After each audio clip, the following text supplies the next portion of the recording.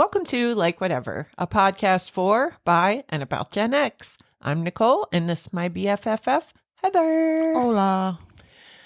So, we've done a little chatting before we start recording, and Yes, we did. Heather's back on pause. We're just gonna not discuss it. Well, we could talk about the one thing because I thought it was No, hilarious. you're gonna talk about things. I'm just not gonna ask you how your week was. Okay, good. Yeah. Not And great. she's also full of rage again, so if you enjoyed that episode where she was rage-filled, you might get another one Still here. rage-filled. That's the thing of it. Well, first, happy Pride Month, everybody. Yes. If you are, Happy Pride Month. if you celebrate Pride. But that's what's going to bring me to not the rage. Although, yeah. Anyway, rainbows. Let's talk about rainbows. Yeah. So my therapist, God love her, God help her. Apparently, there are other emotions besides anger. Oh. Yeah. I don't know if you knew that. So the rainbow that I speak of is she has me, I had to download an emotion wheel. Oh, God. And it is rainbowed. Oh, God. Yes. And it tells you what you might actually be feeling because apparently anger is not always the one. I haven't used my color wheel or my emotion wheel yet because I don't think you're ready. it's straight out rage at this point. Yeah, you're not ready. I mean, today I was 5 seconds away from handing a customer the keys to my mail truck and just Ubering back to the office. I have Two best friends, we're talking fast. From mixtape to arcades, we're having a blast. Teenage dreams, neon screens. I did it for a couple was weeks. all rad, you're going to me. Like, you know, it's like whatever, together forever. We're never gonna sever. Laughing, sharing our stories clever. We'll take you back. It's like whatever. She gave me homework. Well, she said it wasn't homework, but it was homework that I have to start learning how to use the emotion wheel. I can't wait to see. Yeah. Me, I downloaded it. I didn't really look at it, but Yeah. I know it's rainbowed. Yeah. But I'm not angry. It's Pride Month. That's lovely. I got my ally shirts. I got one that has a Bigfoot on it, and he's holding the ally flag. Oh. I know, it's so cute. Aw. And then I got another I one. didn't even know that Bigfoot was an ally, but I Yes. should have known. Yeah. Yeah. He is. Okay. He loves everybody. Well. He hides from everybody equally. There's no, he don't care. And then I got another one that has two skeleton hands holding a rainbow heart. Oh, Yes. that's adorable. So that's my pride. Yay. Yeah. Yay. What about you? Do you need an emotion wheel?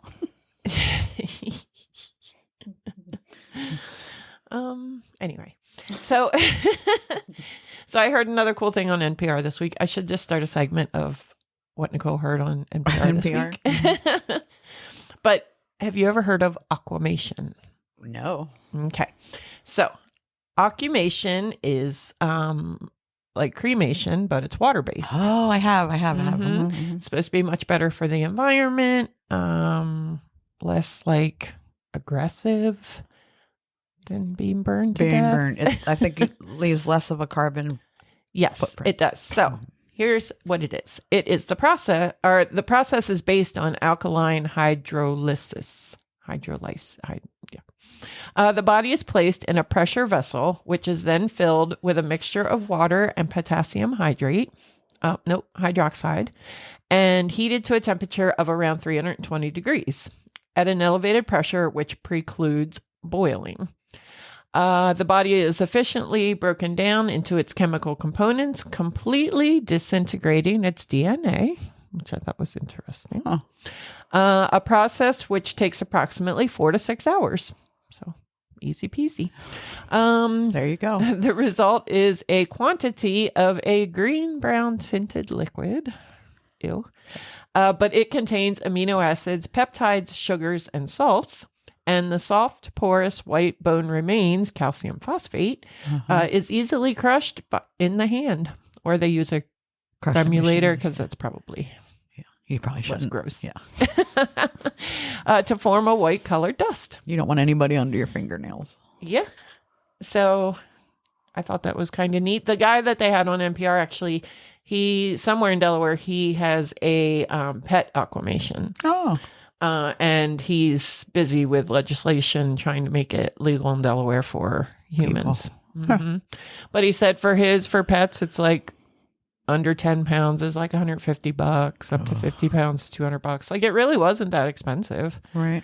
So, and he said it only takes like 15 minutes to a half hour for a small pet to break down. So I don't know. I just had never heard of it. It sounded super cool to me. I have heard of it. I did see something about that. Yeah. And that, you know, I've talked before about how I want my remains disposed of. Yes. And this could be a good one. Although it does take your whole DNA out, and I kind of. Your DNA's out there. I don't know if you know. It's what? It's out there. It's attached to 3 other people. Oh, that's true. Okay. 3 other people have half of your DNA. Okay. Good enough. I might, no, because I still want to do the thing. I would say I would like to do it because I don't want my DNA anywhere. Yeah. That's why I don't have kids. Mm-hmm. There should never be any more of me. It's very, very stupid to be here of me. I think you had. I did have a fun fact. You do have a fun fact. I have a really fun fact.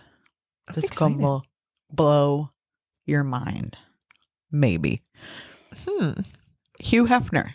Okay. You know, Hugh Hefner. Mm-hmm. In the 60s, backed almost all of the feminist movements. And to fight Roe v. Wade, he gave a lot of money to fight Roe v. Wade. Mm-hmm. And he was big into, this was the reason I heard this. He funded the rape kits. Wow. Yeah.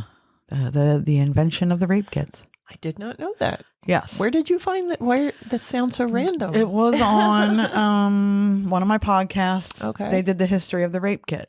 Okay. And yeah, he was big into all the feminists. But if you think about it, it makes sense. Because if women have control of their own bodies, then they will pose for him. So, yeah, it might be selfish, but I mean. Yeah, I mean, I definitely thought that when you said Roe v. Wade. I was like, of course he wants abortion to be legal. But, yeah, and birth control. But yeah, he was a big, he gave a lot. Why is she thinking? But yeah, he was big into funding the rape kits. That's very good to know, because I feel like we all grew up loving Hugh Hefner, like the joke of the Hugh Hefner robe. If you put on any sort of red satiny robe, somebody's going to say you look like Hugh Hefner. I mean, but then I become an adult and feminist, and I'm like, But then, I don't know. I don't feel like it. I'm sure that there are bad stories come out, and I've heard bad stories, yes. And there are there's the Playboy bunny murder thing on ID, but it's always like the same 3 girls on there, so I don't know. Yeah, I mean, and I'll never know, but it is good for my own psyche because I've always just been like, that to know that he did actually support things that I support. Yes, I was shocked at first, and then I was like, well, no, that makes total sense, because if women are in control of their own. And he said that he wanted them to be comfortable being able to do whatever they want and being able to express their sexual freedom without getting raped. Yeah. So there you go. I liked it. Now you know the rest of the story. I'll get sued for saying that.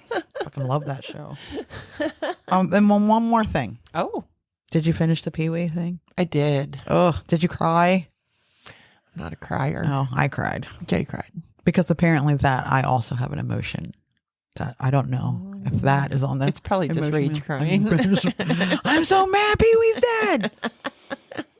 Yeah, I cried. And I'm very sad that I never got to meet the man. I think that's what I took out of it. Yeah. I'm glad he did what he did.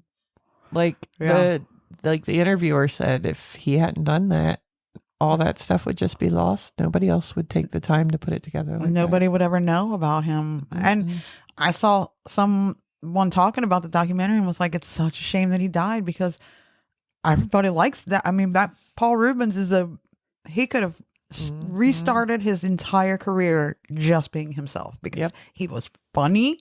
Very. I mean, very funny, very sarcastic, very arrogant. Yeah. But in all the best ways. And honestly, he was always very handsome. Yeah, he was. Yeah. I noticed that a lot of people were saying, he was real. I mean, I always liked him. I, of course, liked his Buffy when he was in Buffy. So I enjoyed that look. And he rocked that look a lot. The whole Pee-wee thing. It's a good, if you haven't watched it yet. It really is. Like, I didn't know really what I was even getting myself into with it. Yeah. But it was, there was so much I didn't know about him. Yeah.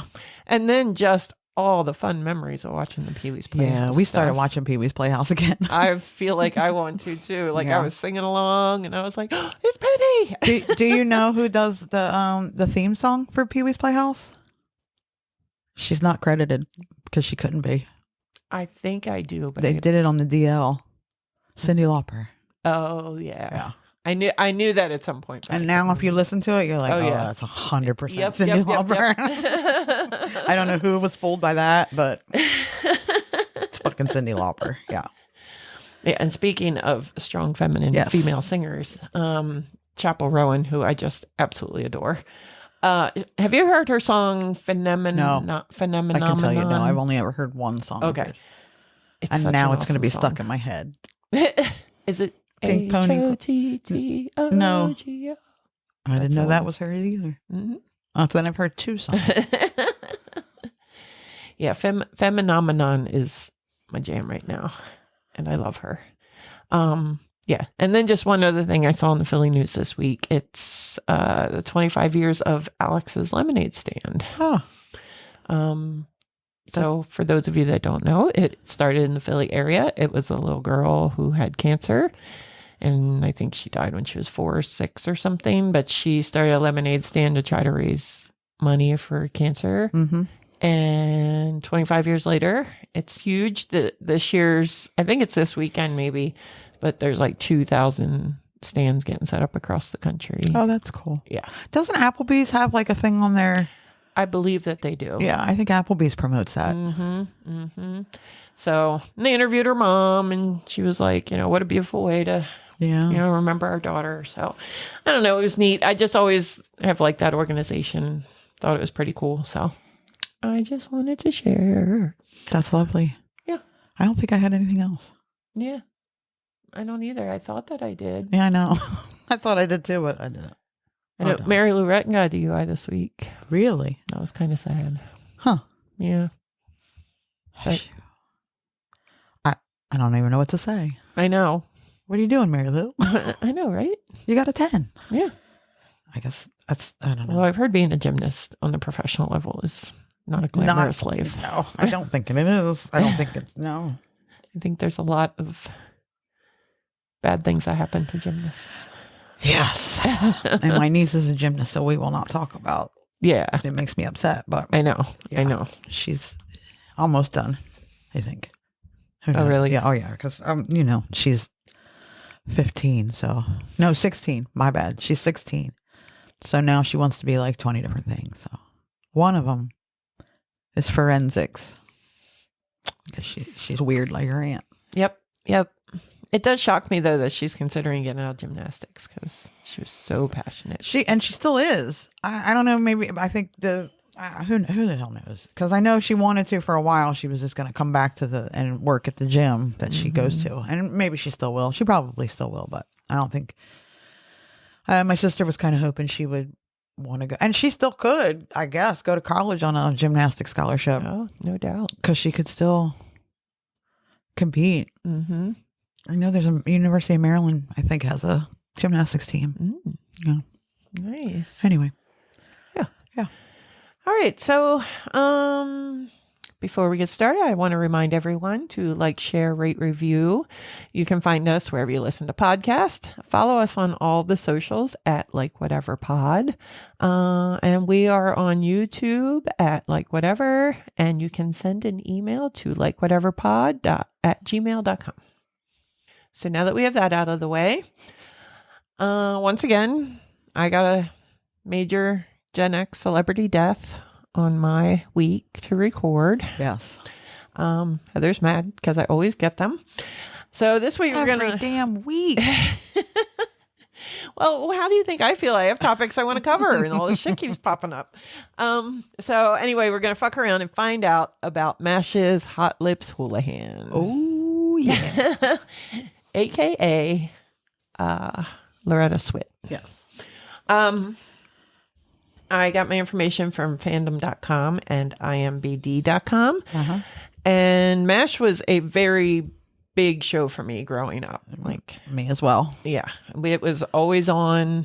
When it was on the TV, it was on. And I feel like I learned so much from that show, just about kind of life. And I feel like MASH is one of those things that even though it wasn't set in a time that we lived, right. you know, and I think for the most part it was filmed in the early Gen X period. Mm-hmm, mm-hmm. But I always think of MASH as like Gen X. Yeah. I don't know. I feel like Yep. I don't know anybody who didn't watch it, who has never seen it, who wasn't affected by it. I mean, there are still episodes I think about to this day and get upset. Oh, I can't. Yeah. Yeah, there's a couple I can. I mean, I guess spoiler alert if you haven't watched it. When Henry Blake that dies? Whew, that one. That was bad. That's always the first one that comes to mind. Yeah. That one was real bad. Yeah. And I always just picture in my head the scene of the helicopter taking off. Yeah. And that's, Yeah. that was a brutal one. But there was so much good in it. Like, I think all the characters were just perfectly casted. They were very good characters, yes. Mm-hmm, mm-hmm. And I think they were very good at showing emotion. But anyway. Yeah. So Loretta Swit, who played Major Margaret Hot Lips Houlihan on the TV comedy MASH, died on May 30th at her home in New York City. She was 87 years old. For her work on MASH, Swit was Emmy nominated for Outstanding Performance by a Supporting Actress in a Comedy every year from 1974 to 1983, winning the Emmy in 1980 and 1982. So the show ran from 1972 to 1983. So really right there in that sweet spot. That explains it then. Yep. I thought it was earlier than that. I didn't realize it was that long. Yeah. All of our parents were watching it. Yeah. From the time we were born. And we really probably should not have been watching it. Oh, no.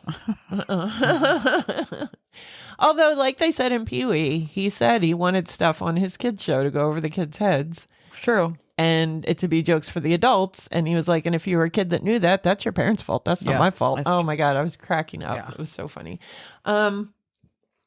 So set in South Korea during the Korean War, MASH followed the medical staff who cared for the wounded in a mobile army surgical hospital.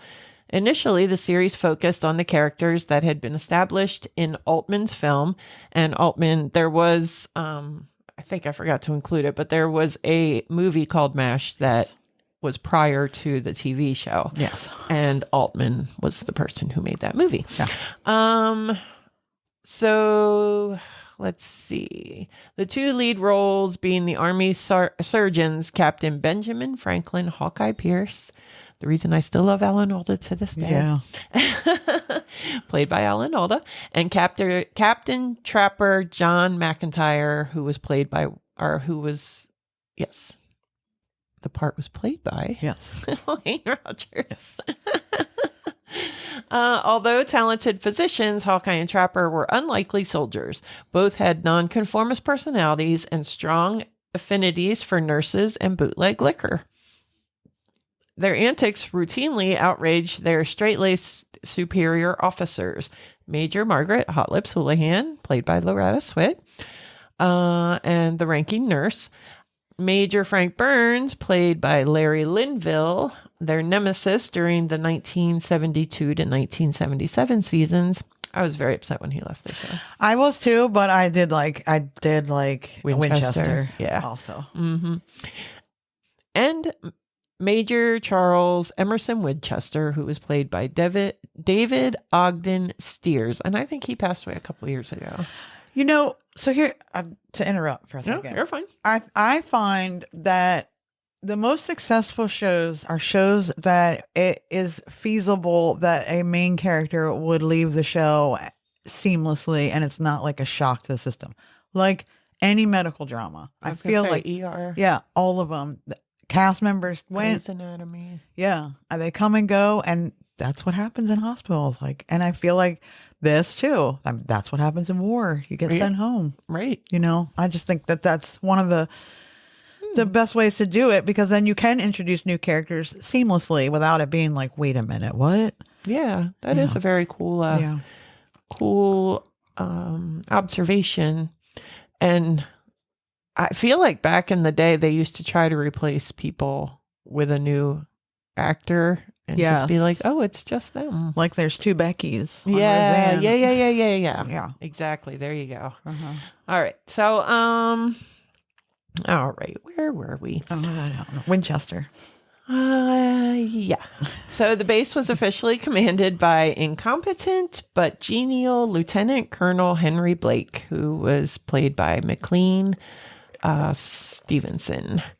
And later in the series, 1975 to 1983, was irascible Colonel Sherman Potter, who was played by Harry Morgan. I see, and I loved them all. Yeah. You're right. Yeah. Because you can bring them in and out, and it's not, because I think the problem is when you take a character out of another show, then it kind of falls apart, because you're like, wait, but why is that? That's the stupidest reason ever. Especially when they just disappear. Right. Yeah. And they're like, oh, well, they called and now they're in. But why? That character was never that was never in their thing. Like, your sister met a man and moved to Hawaii. Yeah. But when did that happen? Over the summer? I don't know. There's no backstory on that. Uh-huh. But in this, I mean, people die all the time. People get shipped out suddenly. So there's no need to build a character arc that would, I don't know. It just doesn't seem as sudden. Yeah, I like it. Oh, look at that cute kitten. Tyson, he's proclaimed himself the podcast mascot, I think. Yes, he has. But he's rolling around on the bed meowing, and he's so darn cute. He's pretty cute. Okay, so however, the base's operation was held together by the company's clerk, Corporal Radar O'Reilly, who was played by Gary Berghoff, who was also in the movie as the same character. I don't think many of them transferred from that. Another corporal, Max Klinger, Jamie Farr, frequently cross-dressed in the hope that it would earn him a medical discharge and flight home. Although I have to wonder, after all those years of doing it and not working, maybe he just liked dressing. There's a whole thing about that. Yeah. But good for MASH. So about Margaret. Margaret is a member of the Army Nurse Corps and as the highest ranking female in the 407th. I was like, wait, it wasn't 477th. 407th. I glanced over that number every time I was reading through it, and I never bothered to say it in my head. It does look weird. Why didn't they just write 4077? I don't know. She is the unit's chief nurse, a role that she takes very seriously. She is devoted to her Army career, having been born and raised an Army brat. She cites her father, Colonel Alvin Howitzer Houlihan, as her role model. In earlier episodes, Margaret said that her father is deceased, but it is recanted as he appears in the season 9 episode Father's Day. I take back what I said about consistency. Well, maybe she just said he was deceased. but he really She's was. dead to her. There you go. Little is known or revealed about her mother, except that she and her father are divorced, and that her mother is an alcoholic and a kleptomaniac. So her mom was a little hood rat. Yeah. Margaret once mentioned that she sends half of her salary to her mother as a remittance, half of which goes to get her sober, while the other half goes towards bail money.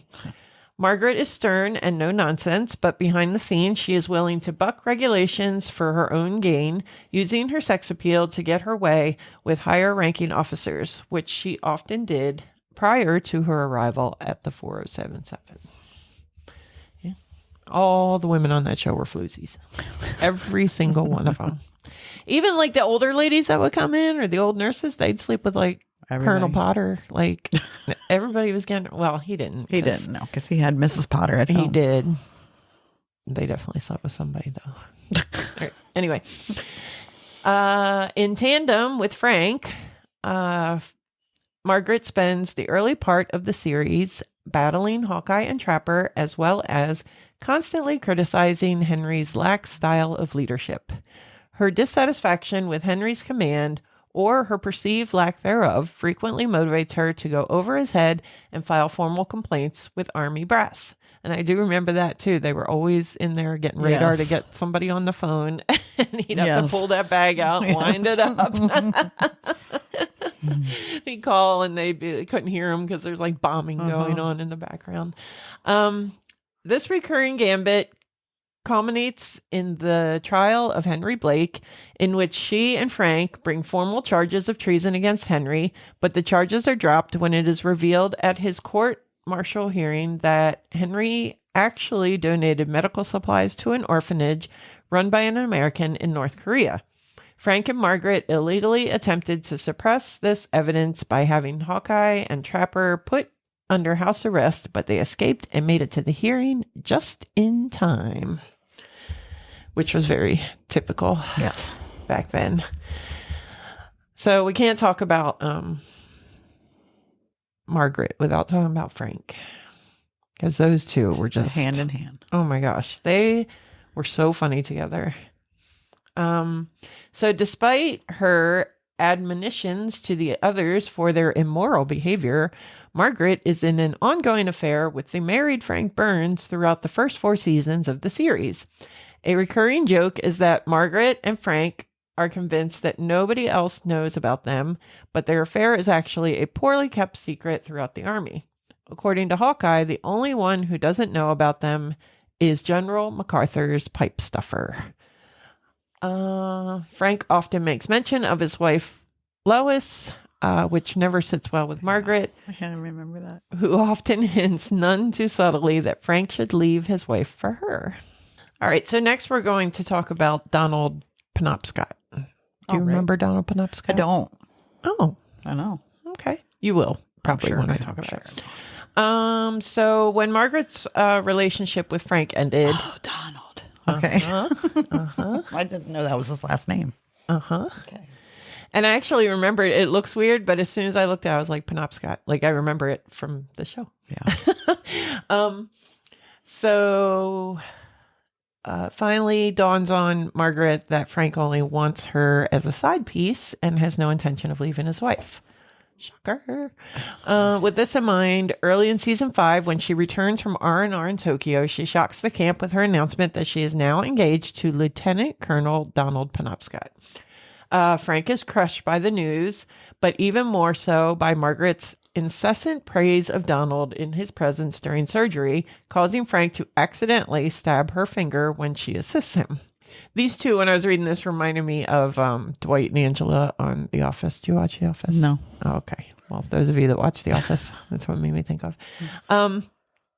Margaret is convinced that Frank did it deliberately, but Hawkeye puts her in her place when he points out her insensitivity. When she argues that Hawkeye treats Frank the same way, Hawkeye counters that he never does it when Frank is down, but only when he wasn't looking. Margaret and Donald marry in camp at the end of season 5 and go to Tokyo for their honeymoon.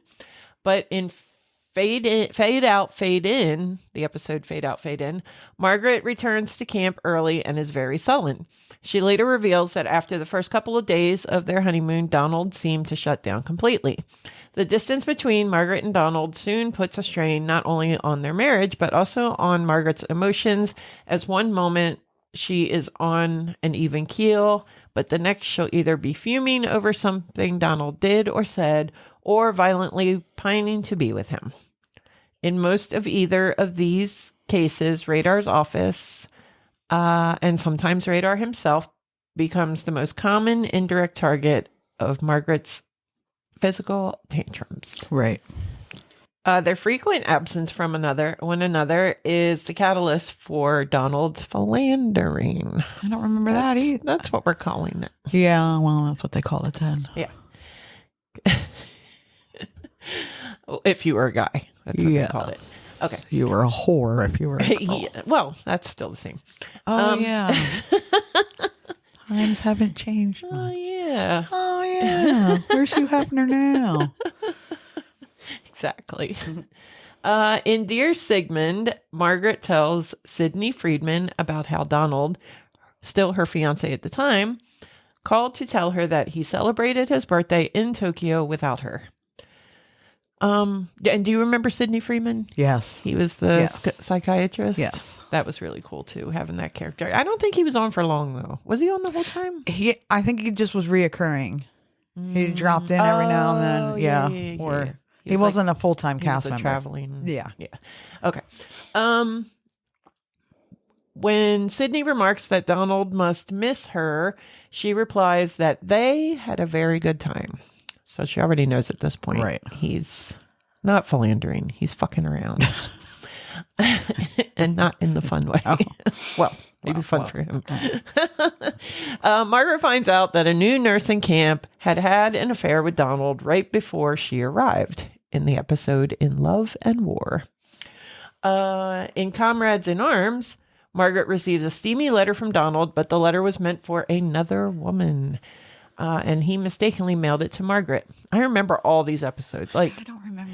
If I try to think back about MASH, I can't remember. No, that's not true. I remember a lot of specifics. But obviously over a 9-year period, right. There's a lot of stuff I forgot. But as I read this, I'm like, yep. I think I would also, if I watched them, I'd be like, oh, yeah. I was also going to say, through the years, whenever I find it on TV, I turn it on. So it's very random, but I have seen it enough to have it nice and fresh. Yeah. Ironically, in the same episode and the next, Margaret has her own steamy encounter with none other than her nemesis, Hawkeye Pierce. I do remember that one. Oh, yeah. Which took a quick turn down, though she eventually makes peace with Hawkeye and begins a proper friendship. Yes. I thought I had more. I think that they always did. I think it was They did have sexual tension. And I think it was a mutual respect. Yes. Oh, absolutely. With a little play. Like they didn't respect Frank. No. And Frank hated them. Yeah. For it. Because of it. Because he knew they didn't respect him. But yeah, I don't think there was any disrespect between Pierce and Houlihan. A lot of jabbing. Yes. Fighting. Yes. Sarcasm. Yes.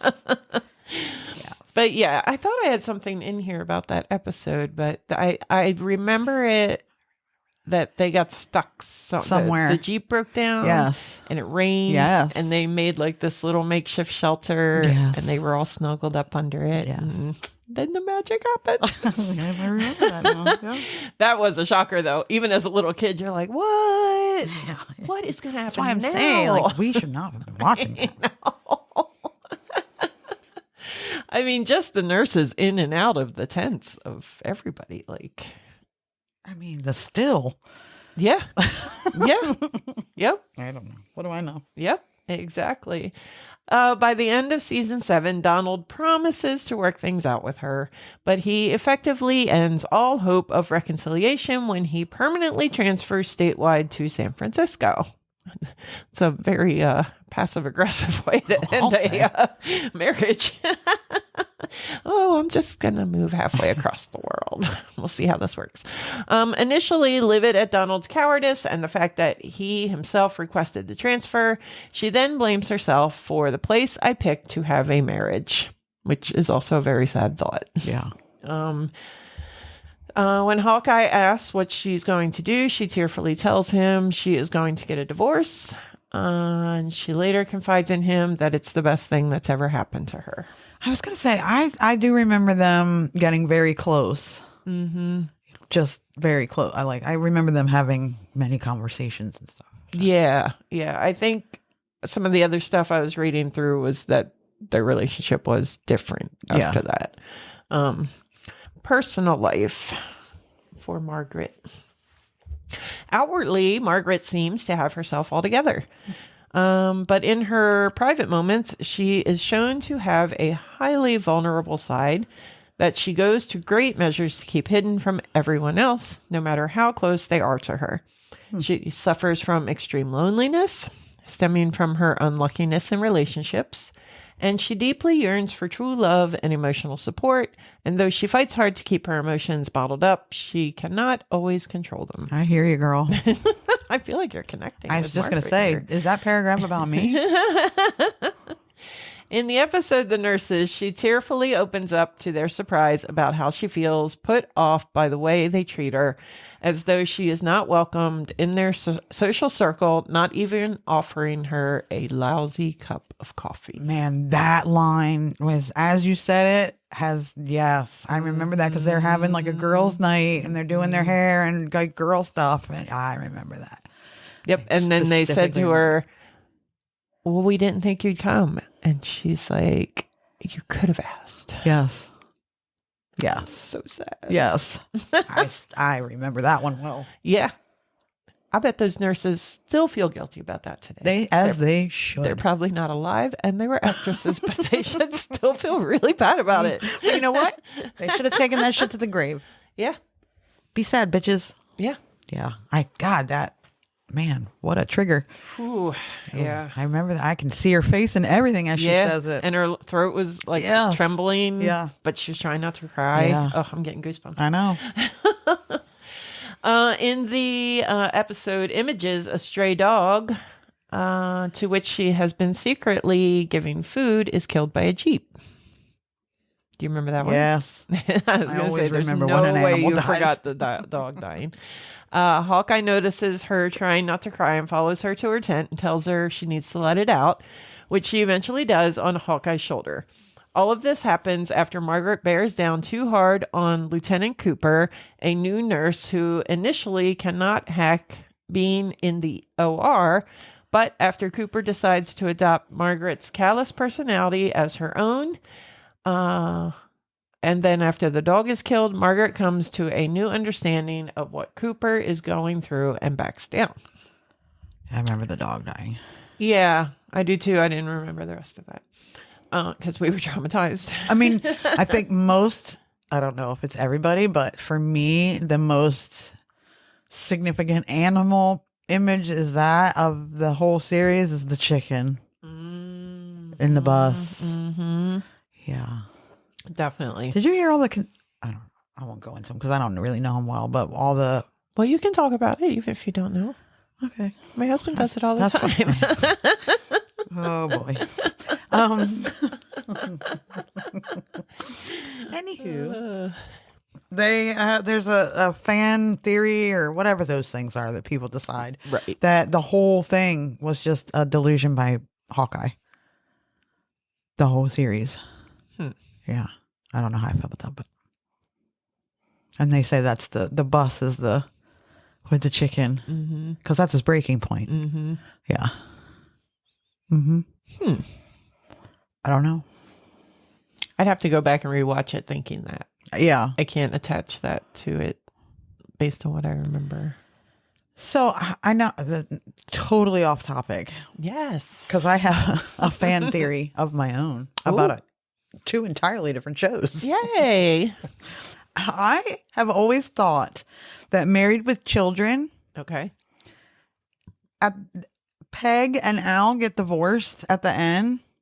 Okay. And then Peg goes on to marry some bikers.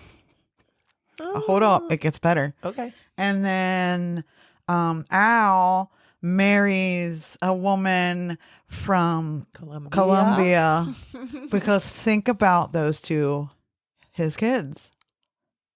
Think about, I know they are Kelly and Bud. What? They are. Yo. She was promiscuous as a teenager, and then she grew out of it. Yep. Yep. Bud eventually comes out gay because, I mean, who didn't see that one coming? Yep. That's my fan. And he's trying to make up. He either had a heart attack or something like that, and then he's trying to make up for Lost time. lost time. And he is a salesman. Yeah. In both. And he's very similar. Like you could tell where he would have been. He really gruff, is but a he's- crotchety. Yeah. That's my fan theory. That's awesome. Completely different show, but whatever. Did you have a second one too? No, that was it. Oh, okay. I don't think. No, that was it. I love that one. Yay. Yeah. I've always thought that. I can't wait to tell Jay that. It's, I mean, she is Kelly Bundy. Yeah. I Definitely. can't remember her name on the show. Claire. Claire. And she's married to Phil. She's married to Phil. And it's Cam and Oh, it's right on the tip of my tongue. I know. Cam. Mitchell. Yes. Mitchell. Yes. Yes. Yep. Yeah. He's Bud. That's wild. All right. You just totally like Every time I've watched the show, I've been like, huh. And did you make that up yourself? Yeah. I guess. Maybe, I don't know. Maybe I went insane and read it should somewhere. put that out there But I somewhere. think I'm pretty sure I decided that on my own. Yeah. You're amazing. I know. All right. Let me see. In keeping with her attempts to maintain her hidden emotions, we're back on Margaret. Right. now. Margaret. Yes, yes. She usually does not let anyone get too close to her. In the episode The Birthday Girls, Margaret confides in Klinger that when she was younger, she tried making friends only to have to permanently part from them every time her father was transferred, which always hurt. She eventually decided she would not let anyone get close enough to break her heart again and began keeping to herself more, which is very sad. Because no wonder she was... See, I feel like I connect with her too because I can just be... I think part of the problem that you don't realize until you get to like this point in life is how difficult it is to make friends. And I think it's at this point in your life. Like, I think it's when you get to this point at our age now, you know, most people's children are grown and they're becoming grandparents or whatever. So now you're back to who you were, who you thought you think you're going back to who you were pre-children's. Yeah, but with like 25 more years experience. And I think part of the problem is you don't realize how many friends you lose over time just because, I mean, everybody's busy. You have people come in and out of your life, whatever. It is what it is. But I don't think people really understand how difficult it is to make a like friend at this age. Like if you didn't come packing a friend, you're probably not going to get. It's very rare. And I say this to my friend Amy often because it really does blow my mind. But she and I have been friends now for about 10 years, about as long as I've been in this job because we met. She worked in one of the high schools that I work with. Right. So I would go once a week to sit in her classroom and meet with students. And we just clicked. And now here we are 10 years later and we like do everything together. We're always doing things. We talk almost every day. We see each other at least once a week, you know, whatever, even if it's just hanging out, sitting, drinking a glass of wine on the back porch or something. But I always tell her how it's not lost on me, how random it is to find someone that you can be that close to at this point in your life. Yeah. So, and it's funny because you see it in younger generations now. Like, I work with a girl who I like very, very much. She works like across the hallway in the cubicle, like across my office. Uh-huh. And she's like in her early 30s. She's got like a 14-year-old son and like a 2-year-old son. So she's doing the mom thing, daycare, sports, just chorus, all that stuff. And she's like, "Oh, you have a puppy? Oh, my son loves puppies. Maybe I'll bring him over." And I'm like, no. Nah. I did that with my kids, 3 of them. Yeah. I mean, I was that mom. They had the friends over, the pool parties, the spending the night. I made the best pancakes. Like, I was that mom, and now they're grown. And I don't Now it's their problem. And I don't. It's funny because I always thought I loved doing that stuff, but it turns out I love doing that for them. Right. Now not so much. No, if I want to sit and eat a sleeve of Ritz for dinner, that's what I'm going to do. For real. I had Fruit Loops for dinner last night. That's the best. That's the only good part of being an adult. My favorite nights when they were little was nights I had a decent amount of leftovers in the fridge. Like maybe I'd made French toast and had like a whole loaf worth in there, and right. a couple nights worth of dinners leftovers were in there, things like that. And we would have what I'd call free-for-alls. Yeah. And you could literally eat anything you wanted to for dinner. I didn't care what it was. I just wasn't fixing it. I recently saw on one of the Facebook pages that people were upset that people make multiple meals now for their children. And when we were kids, we had to sit there and eat what we ate. I did not. Right. Because I am more stubborn than literally anybody else. And and your parents aren't. Well, they tried. Yeah. But that was the mindset back then. Yeah. There were people starving in Africa. And you eat what you eat. And you're going to eat everything on your plate. And unfortunately, I went on a hunger strike because I can't see your mom dealing with that very well. No, she didn't.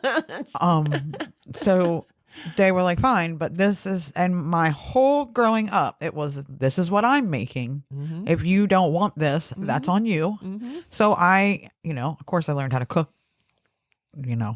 very early just because.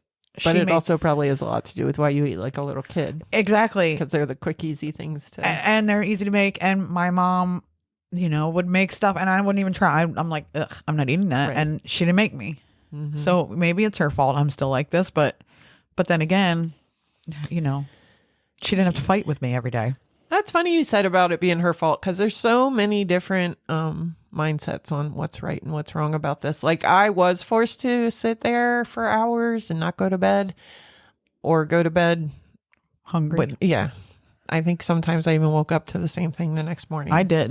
They tried that. That was one and only time. Then they were like, "Yep, we're not." I'm not dealing with this. You gave them a double bird. Seriously. Like, okay.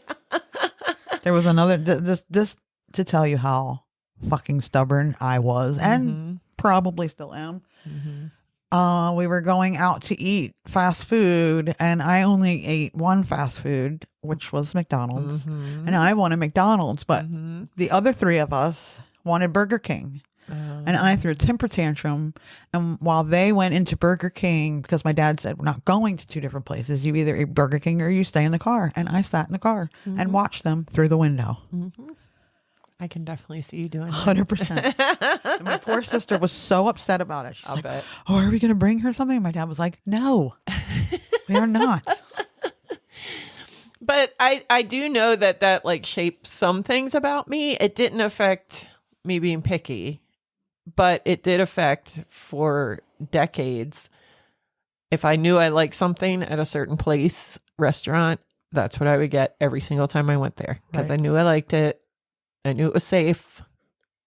But now, as I've grown and as my kids have grown, and I can buy more expensive meals if I want, or go to different places and try different things. Plus, my cooking itself has matured, since I've gotten older too. So I feel like I'm pretty eclectic in my eating. However, that does not change the trauma of what that actually does, being having forced like every single night.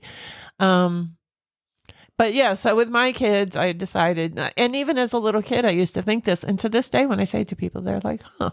I'm like, duh. Like, adults don't like every food. Why would you think kids would like every food? I know. Like, your palates are different. There's just different things that you like. So why is it the end of the world if somebody doesn't like something? So with my kids, I'd always make them try it. And it wasn't a torture thing. It wasn't like, take one bite. Blah, blah. I was just like, they just knew that's how it worked. If I made something new, they were going to taste it. If they like it, fine. If they don't have to eat it. Right. And then same thing. Like my son, my chili was his favorite. I want to say my youngest didn't care for the chili. So I'd be like, all right, well, I'm making chili. You make whatever you want. Right. Or, if you want me to make you some waffles or something, I'll make that up for you. I think there's just such a stigma against like, why is Fruit Loops okay for breakfast but not for dinner? Right, when breakfast is the most important meal of the day. I know. Like you can eat cereal. Cereal is a meal. Like why can't you have it as a meal? That at is night? so engraved in our brain though, because I don't buy a lot of lunch meat because it's very bad for you. But I fucking love lunch meat. So I got I always get the Black Forest deli ham, Right. sliced very thin. Yes. Because I like to wavily stack it on. I don't like thick meat, so I make it fluffy by. Right. Okay. Land a O'Lakes White restaurant American. I think we've discussed this before. And then in the family group chat, on my husband's side, they're all out in Phoenix, Arizona. So, but they're all from here, and specifically the Lancaster area. So they were talking about Lebanon bologna, which I grew up eating sweet Lebanon bologna with mayonnaise and cheese. So that was in the group chat, and they can't get it out there, and they were talking about it. So while I'm standing there, I honestly just forgotten, even though it had only been a few days, but I forgot that we had talked about it. And I'm standing there and I look down and there it is. And I'm like, oh shit. So I take a picture of it and send it to the group. And my sister-in-law thought I was being mean. So, yeah, so I got that and brought it home. And hold on, I forgot where I was going with that story. Oh, so anyway, this morning, today is work from home day. So I'm sitting there and I'm starving and I can't decide what I want to eat. And I do need to grocery shop. And then I was like, oh shit, I have ham and cheese. I can have a ham and cheese sandwich. But it was like 9. And I was like, oh, it's too early. So I sat there and starved for like the next 2 hours because it was too early to eat a ham and cheese sandwich at Throw an egg breakfast on time. that. It's a breakfast sandwich. I thought of that, but then I would have had to cook an egg. Like that's how lazy I was feeling. I get you. And I know cooking an egg is the easiest thing in the world, but I was just feeling that lazy. But I really legit was like, why can't I eat a ham and cheese sandwich for breakfast? You eat ham and cheese omelets with toast? My sister hates breakfast foods, which is really weird. I know. How did she grow up in don't that know. restaurant and hate breakfast food? I don't know, but she's not a big breakfast fan. She doesn't like your omelets? Oh God, no. No. The thing that really sucks about your omelets is it'll never be quite the same as it was on that Frog House flatbed. No, because I don't have that. Or flatbed. I don't have that flatbed anymore. I do have a spatula though. Like you do know how to make them, and I'm sure they are still. I probably couldn't even really try the difference, but there had to have been something special in that. Oh sure, grill. Years of omelet and omelette-ness. And when you spread it out, it was just so big. Yes, You made it so this is so good. that's how you cook it thoroughly without browning it. Kaylin still makes cheese and tomato omelets from getting them out of the airplane. Like she makes them at home now, but nothing like yours. Yeah. Yeah, I know you're very anti-brown omelet, and I can't do it without making them brown. So, and I know what your thing is, but I still can't do it. So You gotta spread them thin and then flip it. And then the final secret. I can't tell you that. I know what it is, but I'm not going to tell. No, please don't. I'm not.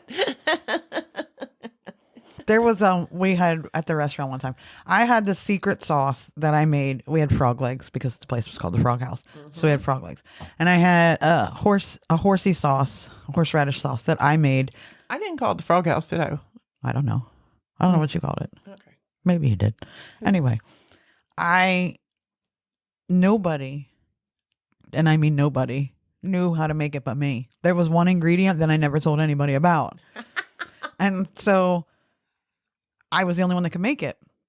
And we had, you know, how they do like the newspaper comes and they do the little, they did a little thing on us and they were talking about the frog legs. And the guy kept asking me, what is, because people loved it. And he was like, what is this sauce? And I was like, it's a horsey sauce. And he was like, what's in it? And I was like, it's a horsey sauce.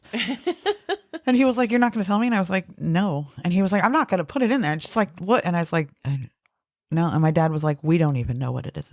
He was like, I have no idea what she does. He was like, when we're out, she just makes more. It's so funny how those little pockets of power are so important when you work in the restaurant industry. So when I worked as a cocktail waitress in the casino, we had this monstrosity of a coffee machine. I mean, it was just obscenely big and cumbersome and huge pain in the ass to clean. But it would short out every once in a while, or like just stop working. It was literally an unplug it and plug it back in situation. Right. So when it happened, I went and fixed it. And I wouldn't tell anybody what I did. And I wouldn't work for like a day or two. And it would sit there until I came in and I could fix it. That's funny. I know. And I only held on to it for like a month. But that power was awesome. Plus, it was just kind of fun to be like, really, no one else figured this out. I accidentally made chicken salad for one of the work events.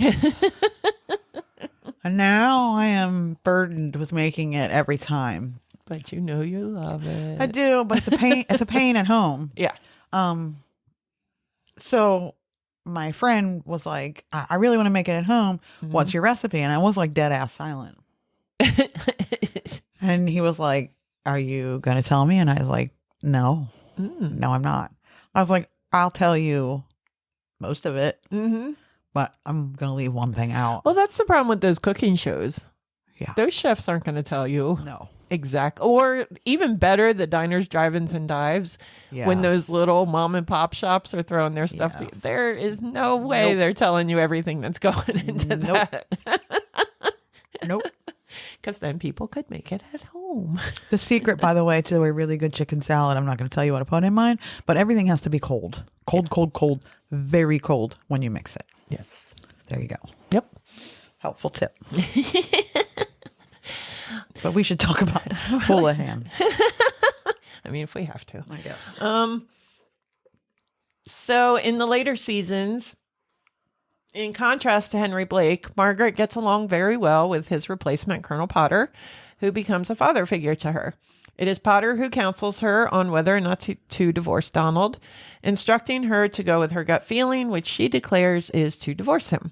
She also eventually relaxes her stance with the other surgeons, especially Hawkeye, after the events of Comrades in Arms, during which they get lost in the wilderness and are driven into each other's arms during an artillery barrage. Right. They left out the rain and the little makeshift shelter, but whatever. After that, she confides in him more frequently and even trades jokes with him until they both are in hysterics. Overall, in the later seasons of the series, Margaret mellows to a more reasonable member of the staff who learns to get along better with others, both professionally and personally, and is able to better temper her authority with humanity. While many fans approved of Margaret's maturity, some did not, believing that she worked better as a strict, rigid antagonist. But in her defense, it should be pointed out that in the earlier seasons, even at her worst, Margaret still showed more compassion than Frank, who often conveyed little to no humanity at all. And I think her character evolved beautifully. I do too. I mean, isn't that the whole purpose of doing life, is to learn and get better? And And I mean, a lot of it, because she started to soften up when she didn't have Frank there matching her Egging her energy. on. So, you know, it makes sense when he leaves that she's going to soften as she gets older. I mean, we all get a little bit, I don't know, except me. Stupid. Check your emotion wheel, I guess. What color is it? Mine's all red. Different shades of red. Mine's gray. Fade to black. The real life inspiration of Margaret was, it's believed to be made up of a couple of different real life Korean War MASH nurses. There was one, most notable among them was Captain Ruth Dixon, who was chief nurse of the 8055 MASH. Also mentioned is one Hot Lips Hammerly, said to be a very attractive blonde of the same disposition from El Paso, Texas. And the third name found in some internet resources is Captain Jane Thurnis. All of them were career Army nurses who eventually rose to high ranks. So I thought that was kind of sweet, too. Yeah. All right. So I'm going to wrap this up with some fun facts. Fun facts. We totally need to get a fun fact. We do. We can record it Okay. when we do our next commercial. Then I'd have to put it in. And that'll be it. We'll be like Pee Wee. We'll both just be like, fun facts. Scream real loud. Fun facts. All right. So Loretta Swit was born on November 4th, 1937, and she is a Jersey girl. How about it? She was an advocate for animal rights. Outside of her acting career, she dedicated her time and efforts to organizations such as the Animal Rescue Foundation and the Humane Society. Excellent. I know. Good human. Yes. She appeared in over 270 episodes of MASH. I want to say there was like 11 that she wasn't in, like out of those whole 9 years. That is pretty amazing. Yeah. And she is an active supporter of veterans causes, which I also thought was kind of neat.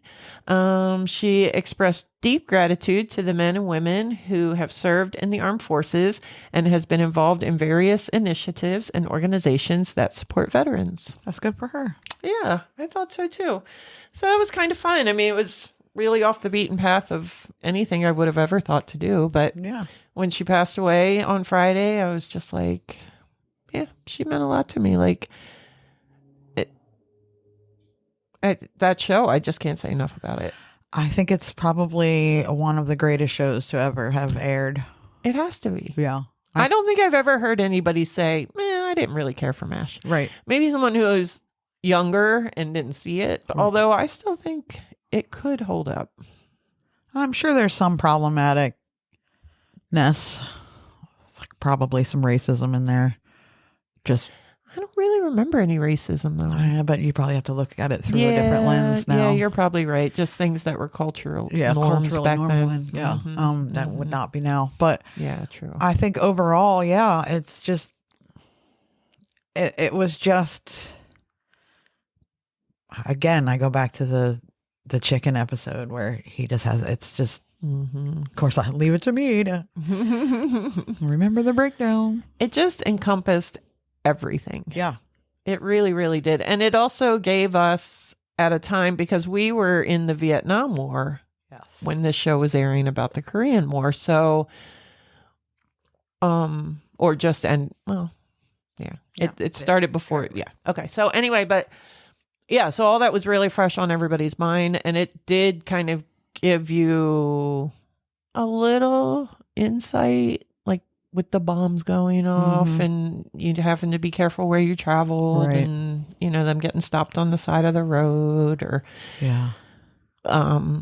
locals, like somebody running up into the camp because they needed help or there was lots of stuff I feel like that kind of gave, obviously it's Hollywood, but I don't know, just felt like it gave you a little bit more perspective.